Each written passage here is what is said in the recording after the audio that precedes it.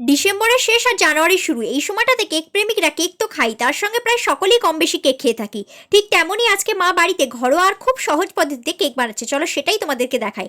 প্রথমেই মা একটা পাত্রে 3টে ডিম নিয়ে ভালো করে ফ্যাটাচ্ছিল যতক্ষণ না একটা ক্রিমি টেক্সচার আসছে। আর এখানে ড্রাই ফ্রুটসগুলোকে 1 ঘন্টা কমলা লেবুর রসে সোক করে রাখা ছিল। ফ্যাটানো ওই ডিমটার মধ্যে 1 বাটি সাদা তেল, 200 গ্রাম ময়দা, 200 গ্রাম চিনি, 1 বাটি দুধ, 1 চামচ করে বেকিং পাউডার, বেকিং সোডা, ঈষৎ লবণ, 3 চামচ আমুল দুধ আর সোক করে রাখা ড্রাই ফ্রুটসগুলো দিয়ে তার সঙ্গে ভ্যানিলা এসেন্স আর একটু ফ্লেভার আনার জন্য কমলা লেবুর খোসাটা গ্রেট করে ভালো করে ফেটিয়ে একটা কেক টিনের মধ্যে সাদা তেল দিয়ে অয়েল ব্রাশ করে ব্যাটারটা ওর মধ্যে দিয়ে একটু ড্রাই ফ্রুটস দিয়ে গার্নিশ করে প্রিহিটে করে রাখা ডেচকির মধ্যে নুন আর এই স্ট্যান্ডের মধ্যে ব্যাটারটা বসিয়ে 35 থেকে 40 মিনিট ঢাকনা দিয়ে রেখে দিলেই তৈরি আমার মায়ের হাতে তৈরি নরম তুলতুলে সুন্দর টেস্টি ফ্রুট কেক। আগের একটা ভিডিওতে একটা বোন আমাকে কমেন্ট করেছে, দিদি তোমাকে দারুণ দেখতে, আমার নাম নেহা, ভিডিওতে আমার নাম নিও। হাই নেহা, কেমন আছো তুমি? থ্যাংক ইউ আমার ভিডিওগুলো দেখার জন্য, এইভাবেই ভিডিওগুলো দেখো আর পাশে থেকো।